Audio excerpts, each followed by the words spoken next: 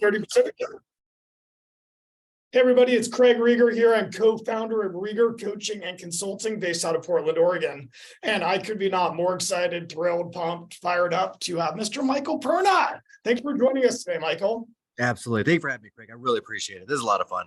It is, man. This is for me like a coming home party. Michael and I spent many masterminds, evenings, steaks, and you name it in between in Austin, Texas. We're both in Gary Keller's mastermind group and became really close friends. And then as the years went by and I went different directions with my businesses, and I wouldn't say we lost touch, but we weren't talking as frequently. And go ahead. No, I was gonna say the same thing. Like we kind of lost touch just a little bit there as we went down our respective paths. I think COVID had played a large part of that. Not getting to the masterminds anymore, not seeing each other like we used to, and honestly, that's a shame. I'm really happy I ran into you. Yeah, fantastic. That's the beauty of, I guess, COVID being over is Michael, and we're going to talk about on today's call, is he's very learning based. I mean, you probably go to what, 30, 40, 50 different events a year? Easily. Absolutely. I've got a tour shirt that has all the events from last year. Yeah. So we've been running into each other at these events and reconnected. And I think I've seen you more in the last 60 days than I did the previous 3 years. Truth. That is the truth. And I hope to see a lot more as we go to more events together. And everybody should be going to these as well. So let's dive into it, right? You have built one of the biggest, most successful real estate teams in the industry.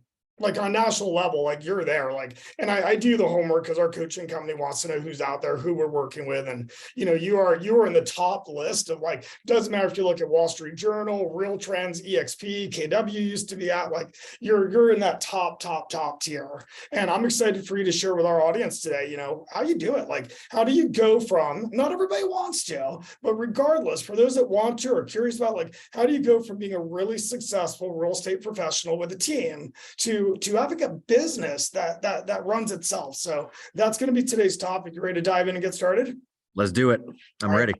Well, let's open up with that. Like, when you and I were in Gary's group, you were throwing down a lot of units, right? And this was 10 years ago, 400, 500, 300, 600, like lots of units. And now we look at your business, and in a down market during a seasonality, bad time of year, you opened 97 escrows. Your team did in January. So what was that transition from you were in production, you're running a small team, and now you're opening up 100 units and in a down market in the worst arguably a month of the year to sell homes? Like, what changed in you? What clicked? What did you do?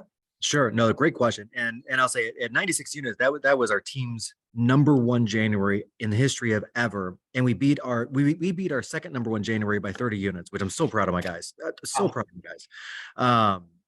So the culmination of that was, like, the market started shifting late last year, and we saw that happening, of course, on a national level, right? With interest rates rising and steel starting to slow down. And we saw the numbers coming out of Inman and the New York Times and Wall Street Journal showing that the number of units were down 30%, 35%, 40%, depending on the metro nationwide.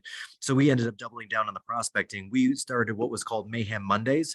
So on Mondays, 4 Mondays in a row, we had every single team member in the office, locked and loaded, 8 a.m. to 4 p.m., just dialing the phone, looking for appointments.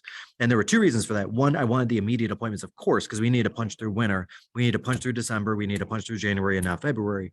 But also, you know, when a mind is stretched, it's not quite like a rubber band where it contracts all the way. It never fully contracts.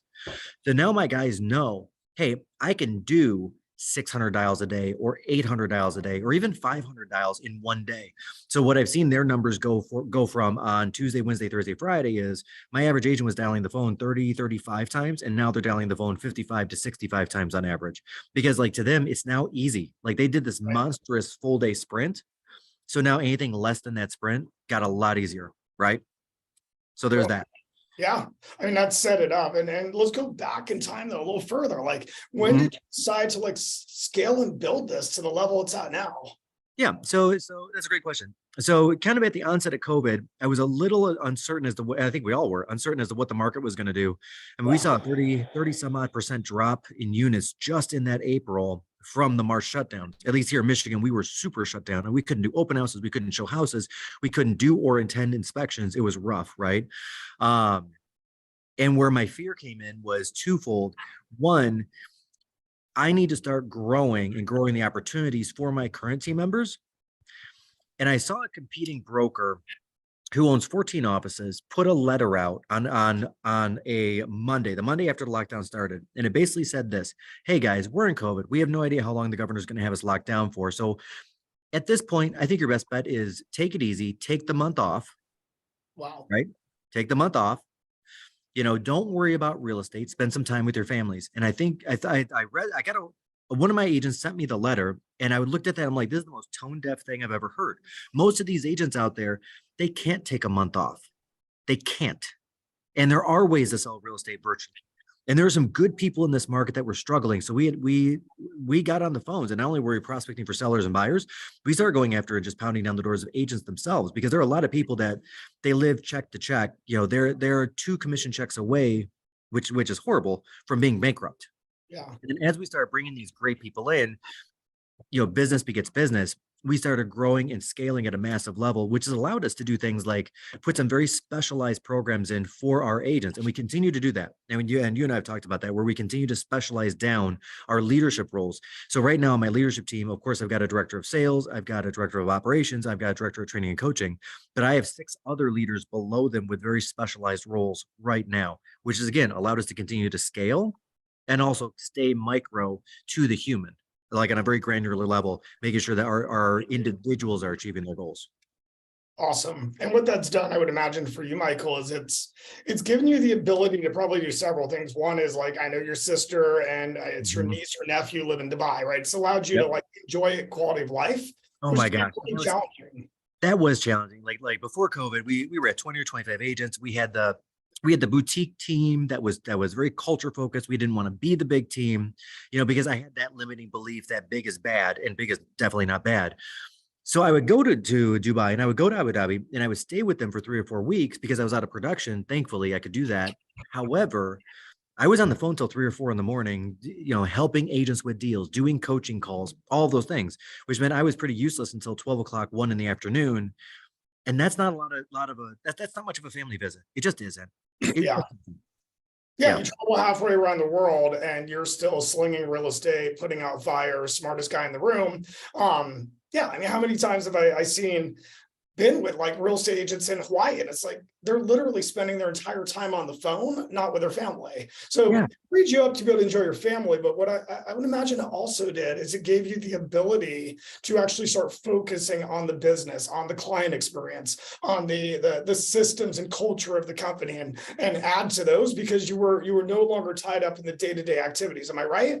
That is what Here's a great example of that. At this moment in time, while this Zoom is going on, my entire team of 130 agents with my leadership team is next door at our all team advance, right? And that is a 100% culture focused event. We're not talking about scripting or dialoguing. We're not talking about units or sales. We're not talking about how to convert better. None of it. We're right now, our main focus for this all team advance is how do we reconnect with our families better? How do we support our families that are supporting us? Like, what does that conversation look like? Because I think that's a very big missing piece in real estate is we get so wrapped up and focused in the units and the sales and the volume and the drive and the showings and all of those things. We forget that we still have a spouse over here who's largely locked out of what we do every day. And that person is actually there to help us.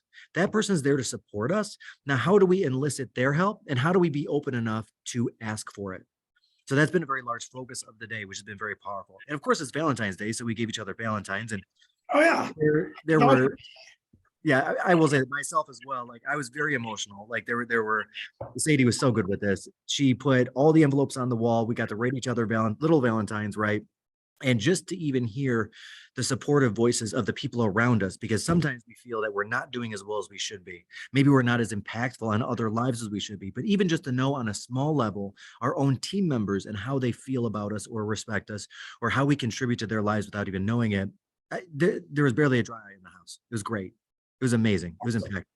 That's awesome. Well, let's switch gears because it does, Yeah. at the end of the day, the culture is phenomenal. And that the fact you got today dedicated to that, you got the other 4 days of the week to work on scripts and process and closing.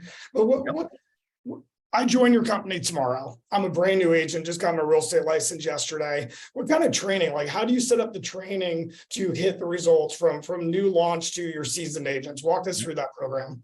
Well, and I've got 4 programs for that one. I'll walk you through each one. So first 60 days, you're with a lady named Wendy. She's one of my veterans. She's been with me for 5 years. She started as a new agent herself. She's one of the biggest cheerleaders in the world. She's got 2 daughters that live out of state, that she gets to go see a couple of months a year, which is fantastic. But she is going to ensure that you are successful in real estate. Her primary focus is getting you into your first 3 escrows, period. That is the focus.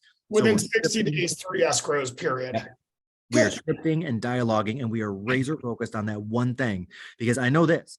I can teach you how to do purchase agreements. I can teach you how to write addendums. I can teach you about flood zones. I can teach you all these things that don't actually get you paid. But if you go 90 days and you don't see a paycheck in sight, you're failing out of the business. Most people are. Not everyone. That's a generalization. But the vast majority of people in real estate, if they're not starting to generate income around day 90, 120, 150, who cares about a floodplain?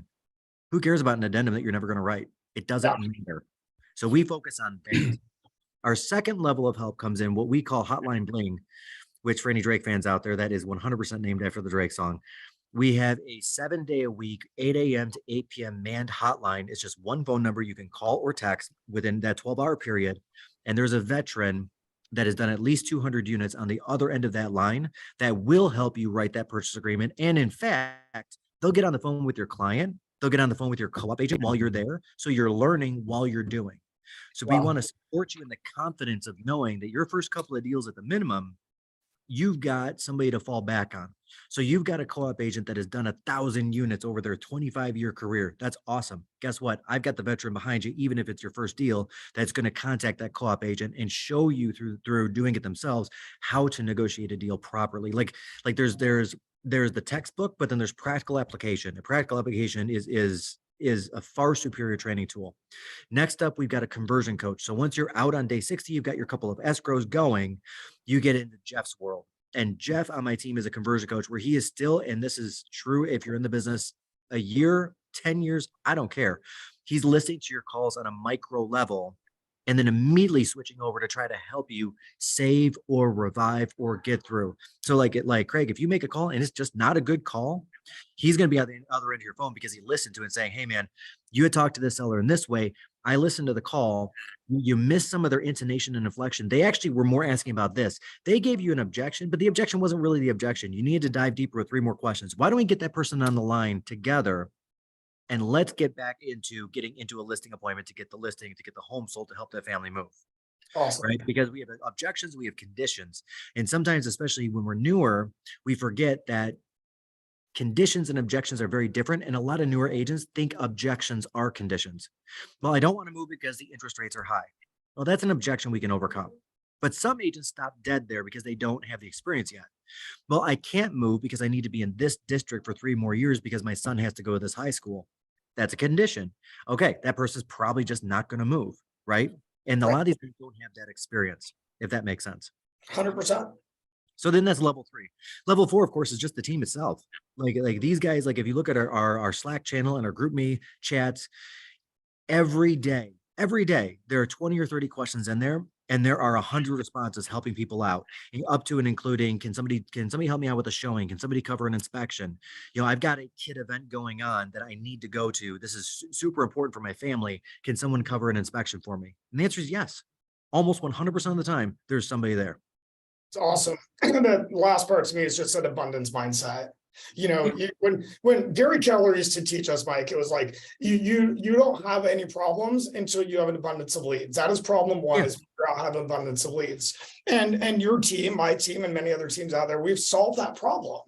And then I still see with a lot of teams, certainly like not yours, where the agent's holding on to it. It's like they schedule an appointment, but they're supposed to be at a soccer game. You got 139 other agents to give it to. Our team of 5 has 4 other agents to give it to. I also want to go back to your launch. Like, thank you for what you shared in that launch. I think it was Wendy in the first 60 days. Her life's ambition is to get 3 escrows for that new agent. And even the fact, like, you're not worried about mastering the RSA agreement. Like, you have 25 other people on the team, or maybe 75 others that can help that part of the process. It's let's get them out and get them into production. I see this constantly in the coaching space, and I'll be coaching a top team owner somewhere, like, let's call it Seattle. Mhm. And he hires a new agent. He's like, Craig, I got a rock star. I'm like, awesome, good job. Like, it's a lot of work to onboard somebody, find them, all that. I was like, Yeah. if I call that rock star, let's call him Bob. And if I call Bob right now and ask Bob, what is the goal of how many escrows you're going to have in the next 30 days? What would Bob's answer be? And 90% of the time, the team owner is like, oh, we haven't talked about that. Nope. And we're just like, what the hell is wrong? Like, you brought somebody into Yep. your team. Let's call that person new in real estate. Their sole income is getting people into contracts, helping them reach their goals, and handing them keys at the end of the escrow process. And you don't have a goal of how many units? And it blows my mind, because at the end of the day, we all have mortgages to pay, rent to pay. Like, why would the income conversation and the unit and the getting buyer agency signatures or getting listing, why would that not be the first conversation? The first conversation. And one day there were two things I want to say about this. One, you said it at a mastermind I was at, and I actually took note of it, is you give your people their first 90-day goals, because they don't even know yet what they should. So sometimes the ones that do ask the question, hey, what is your goal, Mr. Agent? By the way, you got a license 48 hours ago, so you have no idea what a goal should be. And they say, oh, I want to sell 10 units next month. Okay, well, that makes no sense. That makes no sense, right? Second month in. I'm sure it's happened somewhere in this world, but it makes no sense. But on the other hand of it, you set them up with their goals in the beginning, and they're achievable, they're measurable, they're specific. And then after that 90-day period, if I remember right, then you start tailoring the goal to what their specific family needs are, to this income, to this level. And so we've really adopted that system. One thing that we've gotten real out of your coaching as well, which I love, and I love that you guys as coaches are 100% in alignment, which is why we picked you up, is the very first thing that you guys started with us was the initial phone call, the first 20 seconds with a lead, right? Like, you went all the way back to the beginning, which is super important, because again, it falls right into our alignment of, I don't need to know how to write a purchase agreement if I can't get an appointment to show the house. Yep. Like, until that happens, it doesn't matter. It doesn't Yeah, matter. Anybody can develop links on a DocuSign. Anybody can really do that. Let's be real. But showing a home, getting somebody to go from a phone call to an appointment, getting an appointment to a multiple step appointment, getting that appointment to pull the trigger on a house. That's where the skills need to be, especially in the first 60 days. And I love that about what you guys do over there. Thanks, buddy. It's been a blast working with your team, and I'm blown away that you remember from a conference eons ago me sharing that. Yeah, 100% is in the first 90 days, we set your goals. And what it does, and right, you don't have to have a team of 150 like Perna. If you're leading one person and you bring them into your organization, you set their goals for the first 30, 60, and 90-day increments. And what it does, it puts mad accountability on you to deliver, right? Yeah. So, hey, Michael, welcome to the company. You're going to get 3 escrows in the first 60 days. Then that puts mad accountability on me to make sure I give you the training and tools to accomplish those 3 escrows in 60 days. It's up to you to do the work, but it's up to me to give you the training and tools so you can accomplish that goal. It's this beautiful relationship. And then you're right, at the end of the 90 days, then we sit down, it's like, congratulations, you earned the right to stay in our company. We're so proud you hit the goals we set for you. Now it's all about you. Like, Mike, what's important to you? What do you want your business to look like? What do you have from a family standpoint or a health standpoint or a travel standpoint? And now we're going to create your goals. We're going to plug those into our ecosystem, and we're going to help you reach your goals for as long as we get to stay in business together. It's a really cool way to roll. All right, let's there's so much knowledge being dropped, Mike. Thank you. One thing I'm going to note, I think this is really important for all the team leaders on the call that you had said, is you're going to create their goals and you're going to be held accountable to those goals. And then you said you can't do the work for them. They need to do the work, right? They still need to show up. They need to lace their boots up. They need to get their butts on the phone and do the work, right? And that's part of the reason why we went with the big team model. Is there are a lot of people in this world that I think deserve the opportunity to change their lives. And at 20 agents, I couldn't do that, right? I mean, change their lives on multiple levels, right? So with our model right now, we literally give every single person an opportunity that wants to try, right? And that means that we do have a 70% fallout rate in the first 45 days, because they get into it and they realize, holy heck, real estate is actual hard work. It's not like you see on TV, $1 million listing. It's not like you see like your neighbor is a part-time real estate agent and it looks like he made an extra 10 grand because he sold a house. You know, it's not like my mother, who is a real estate agent, a lot of respect for her, but she was 100% sphere of influence, and she got most of her stuff from, you know, my Boy Scout troop and referrals like that, frankly. This is real, actual hard work. Now, the 30% that make it, what's interesting is I did a survey of my leadership team and I put 5 names in front of them. And I said, think back in time. Did you want to hire this person? And every single one of the 5, there was at least one no from the leadership team, but they made it and they changed their lives and thereby changing our lives. So I can't predict success. I've taken all the courses. I've taken all the training and personality profiles. I've done all of those things. I've got a young kid right next door right now who said to us, hey, he's 23 years old. I saw myself dying in a factory after 5 years. I just needed somebody to give me a chance. His 3rd month in real estate, he has 6 escrows. Wow. Somebody just needed to give this kid a chance. And the personality profile and testing and all of that would have eliminated him. And that's kind of sad in my opinion. So we set our system up. Now, does that mean everybody's going to stay? No. If they don't do the dials and they don't do the work, they're going to be out of the business no matter what. And I can't be responsible for that. But I can be responsible for the environment of success.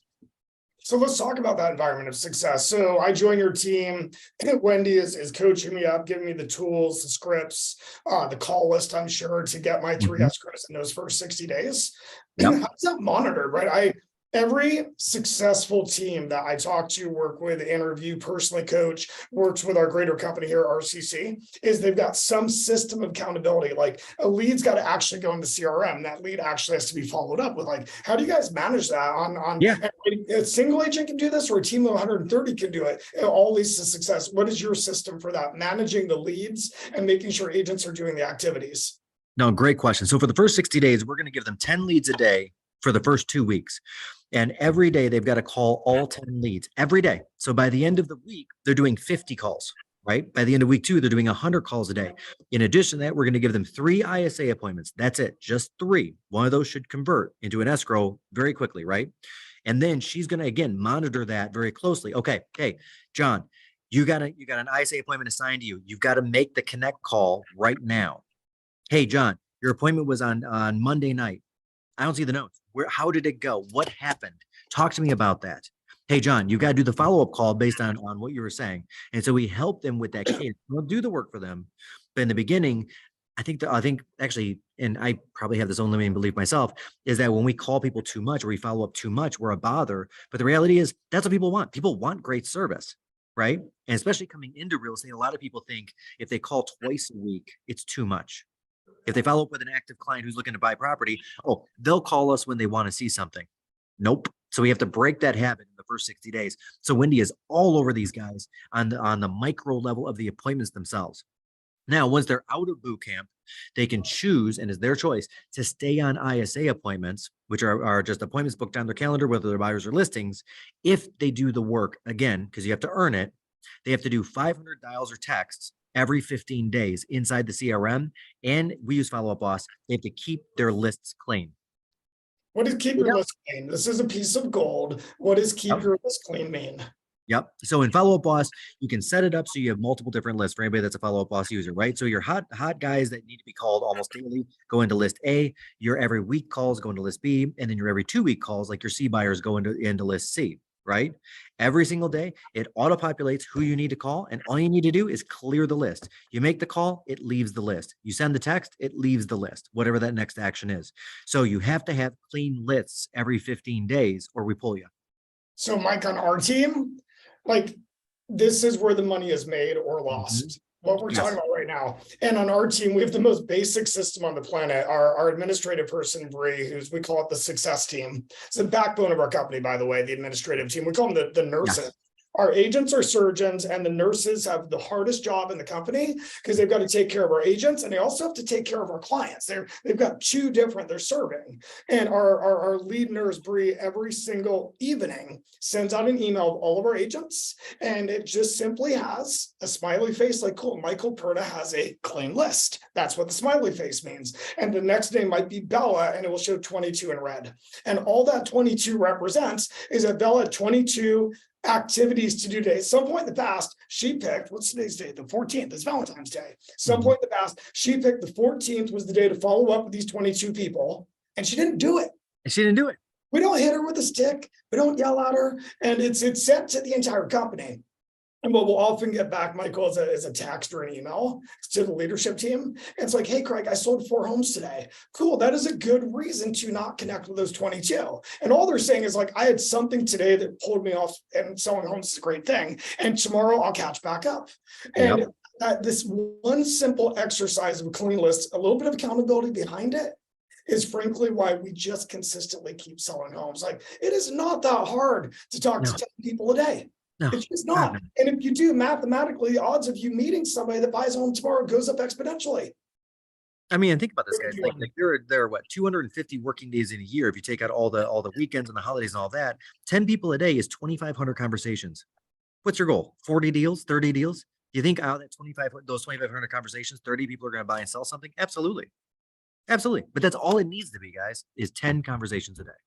We've got a coach that I'm learning a ton from. His name is Mike Shaw, and he's a coach. He's coaching your team. There we go. He's coaching my team, and he's on here. And I appreciate him working with our team. Yeah, and something that Mike shared with my personal team. He also coaches my own team. Out of all the RCC coaches, he's the only one I pay to coach my own agents. Great coaches across the board. Mike's just a different level. And Mike shared with us last week. He goes, hey, Michael, if I could tell you that you could earn $200,000 a year, and for 2 to 4 hours a day, you have to build and maintain relationships. That's all you got to do for 2 to 4 hours a day is build and maintain relationships. At the end of the year, you'll have over $200,000 you make. Is that a job you would accept?